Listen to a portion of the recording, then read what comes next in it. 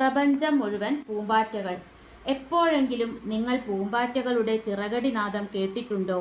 ഷോളയാർ പുഴയോരം ഇരുളടഞ്ഞ മഴക്കാടിനെ വേണ്ടുവോളം ശരീരത്തിലും മനസ്സിലും അനുഭവിച്ചറിഞ്ഞ ദിനങ്ങൾക്കൊടുവിൽ ഞങ്ങൾ എത്തിപ്പെട്ട ഇടം. മരങ്ങളായ മരങ്ങളിലെ ഇലകളൊക്കെ ഉണങ്ങി നിൽക്കുന്ന കാഴ്ച. കാട്ടുതീ വന്നതാകുമോ? വല്ലാതെ പരിഭ്രാന്തരായി ഞങ്ങൾ. മഴക്കാടുകൾ അങ്ങനെ പെട്ടെന്ന് തീക്ക് പിടികൊടുക്കുകയില്ല. അവയുടെ ഘടന അങ്ങനെയാണ്. എവിടെയും ഈർപ്പമയം, ആരോഗ്യമുള്ളതും ജീവസുറ്റതുമായ ഇലച്ചാർത്തുകൾ, എവിടെയും ജലത്തിൻ്റെ സാന്നിധ്യം. തീക്ക് മാറി നിൽക്കാനേ കഴിയൂ ഈ ഹരിത സാമ്രാജ്യത്തിൽ. പതുക്കെ പതുക്കെയാണ് ഞങ്ങൾ ആ യാഥാർത്ഥ്യം തിരിച്ചറിഞ്ഞത്.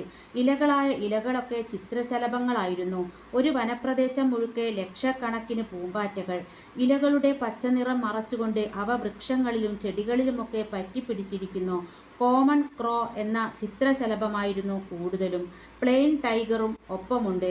ഇവ ചിറകു പൂട്ടിയാൽ ഇലകൾ ഉണങ്ങിയ നിറമായി തോന്നാം. ഞങ്ങൾ നിശബ്ദരായി ആ കാഴ്ച കാണുകയാണ്. അന്ന് ആദ്യമായി ആ അത്ഭുതനാദം ഞാൻ കേട്ടു.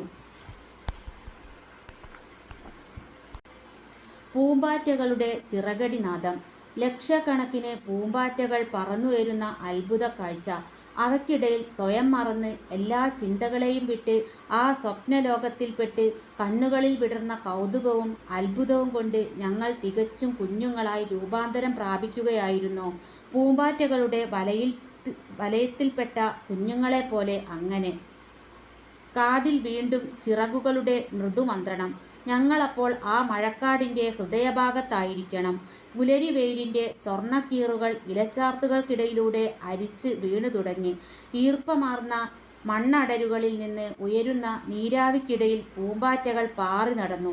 പൂമ്പാറ്റ പിടിയന്മാരായ ചില കൊച്ചു പക്ഷികളും പല്ലിവർഗങ്ങളും അന്നത്തിൻ്റെ ഈ ധാരാളിത്തത്തിൽ പരിഭ്രാന്തരായി. എൻ്റെ സങ്കല്പത്തിനുമേലെ ആ പൂമ്പാറ്റക്കൂട്ടം ചിറകു വിരിച്ച് നൃത്തം ചെയ്തു. കാട്ടുപൂക്കളുടെ വർണ്ണവും സുഗന്ധവുമുണ്ടായിരുന്നു അവയ്ക്ക്. ബാല്യകാല സ്വപ്നങ്ങളിലേക്ക് അവ എന്നെ ചിറകു വിരിപ്പിച്ചുയർത്തി. അവയ്ക്കൊപ്പം ഞാനും പറന്നുയർന്നു. ലക്ഷക്കണക്കിന് പൂമ്പാറ്റകൾക്കൊപ്പം ഞാനൊരു കുഞ്ഞു പൂമ്പാറ്റയായി. അവയുടെ മൃദുലമായ ചിറകുകൾ എൻ്റെ മുഖത്തും ശരീരത്തിലുമൊക്കെ ഉരുമ്മുന്നുണ്ടായിരുന്നു. അവ പല വർണ്ണങ്ങളിലുള്ള പൂമ്പൊടികൾ കൊണ്ടെന്നെ തഴുകി. വനനിഗൂഢതകളുടെ ആഴം തിരിച്ചറിയാനാകാതെ ഞാൻ ആ കയത്തിൽ മുങ്ങിപ്പോയി. എനിക്ക് അതിൽ നിന്ന് കരകയറണമെന്ന ആഗ്രഹം ലവലേശമില്ലായിരുന്നു. പൂമ്പാറ്റകളിൽ പൂമ്പാറ്റയായി ഞാൻ ഒഴുകിപ്പറന്നു. മന്ദമായി കാറ്റ് വീശി. പൂമ്പാറ്റകളൊക്കെ കാറ്റിന് എന്നെ വിട്ടുകൊടുക്കാതെ വന്ന് പൊതിഞ്ഞു നിന്നു. കാടിനെ ചെന്ന് തൊടുമ്പോൾ എന്നെ നസീർ.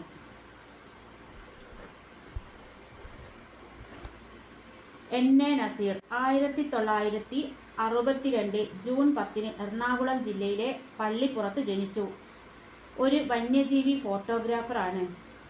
മലയാളത്തിലെ പ്രമുഖ മാസികകളിലും ഇംഗ്ലീഷ് മാസികകളിലും മറ്റ് പ്രസിദ്ധീകരണങ്ങളിലും വന്യജീവികളെക്കുറിച്ച് ഫോട്ടോ സഹിത അനുഭവക്കുറിപ്പുകൾ എഴുതുന്നു. കാടും ഫോട്ടോഗ്രാഫറും, കാടിനെ ചെന്ന് തൊടുമ്പോൾ, കാടും ക്യാമറയും, വ്രണം പൂത്ത ചന്തം, കാട്ടിൽ ഒപ്പം നടന്നവരും പൊഴിഞ്ഞു പോയവരും തുടങ്ങിയവയാണ് അദ്ദേഹത്തിൻ്റെ കൃതികൾ.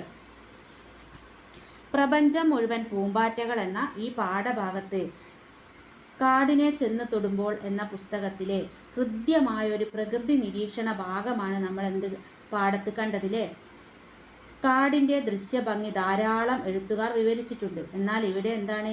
കാടിൻ്റെ ദൃശ്യഭംഗിയോടൊപ്പം തന്നെ മനുഷ്യൻ്റെ ഉള്ളിൽ നിറയുന്ന ഒരു ആഹ്ലാദവും അനുസ്മരണവും ഒക്കെ എന്താണ് നമുക്കിതിൽ കാണാം അല്ലേ? ആഹ്ലാദത്തിൻ്റെ ഒരു ഭാഗമാണ്. അതായത് പൂമ്പാറ്റകളെ നമുക്കൊക്കെ ഇഷ്ടമാണ് അല്ലേ? ഇനിയിപ്പോൾ ഓണാണ് വരാൻ പോകുന്നത്. അപ്പോൾ ഓണക്കാലത്ത് എവിടെയും പൂക്കളൊക്കെ ഉണ്ടാകുമ്പോൾ എന്താണ്, പൂമ്പാറ്റകൾ നമ്മുടെ വീട്ടിൻ്റെ മുറ്റത്തൊക്കെ പാറി പറന്ന് വരൂലേ?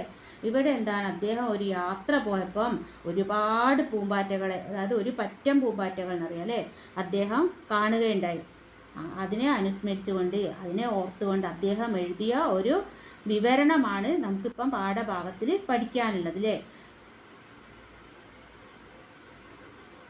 അപ്പോൾ അവിടെ എന്താണ്, ഒരു കാട്ടിൽ കാട്ടിലാണ് അദ്ദേഹം എത്തിപ്പെട്ടിരിക്കുന്നത്. പിന്നെന്താ, മഴക്കാട് എന്നാണ് പറയുന്നത് അല്ലേ? എന്താണ് അവിടെ എപ്പോഴും എന്താണ്, ജലത്തിൻ്റെ ഒരു സാന്നിധ്യം ഉണ്ടാവും എന്നാണ് പറയുന്നത്. അതുകൊണ്ട് പെട്ടെന്ന് തീ പിടിക്കുന്നുള്ള പേടിയൊന്നുമില്ല എന്നൊക്കെ അദ്ദേഹം പറയുന്നുണ്ട് അല്ലേ? അവിടെ പലതരത്തിലുള്ള പൂമ്പാറ്റകൾ, നമുക്കൊന്നും ചിലപ്പോൾ കണ്ടിട്ടില്ലാത്ത തരമായിരിക്കണം. കോമൺ ക്രോ, അതേപോലെ പ്ലെയിൻ ടൈഗർ, അങ്ങനെയൊക്കെയുള്ള പൂമ്പാറ്റകളെയാണ് അദ്ദേഹം അവിടെ കണ്ടതെന്നാണ് പറയുന്നത്. അന്ന് ആദ്യമായ അദ്ദേഹത്തിന് എന്താ ഒരു അത്ഭുതത്തോടെ അല്ലേ, അത്ഭുതം തോന്നിയില്ലേ, പൂമ്പാറ്റകളുടെ ചിറകടി നാദമൊക്കെ കേട്ടിട്ട്. ലക്ഷക്കണക്കിന്, ഒന്നും രണ്ടും പൂമ്പാറ്റകളല്ല, എന്താ ലക്ഷക്കണക്കിന് പൂമ്പാറ്റകളെയാണ് അദ്ദേഹം അവിടെ കണ്ടിട്ടുള്ളത്.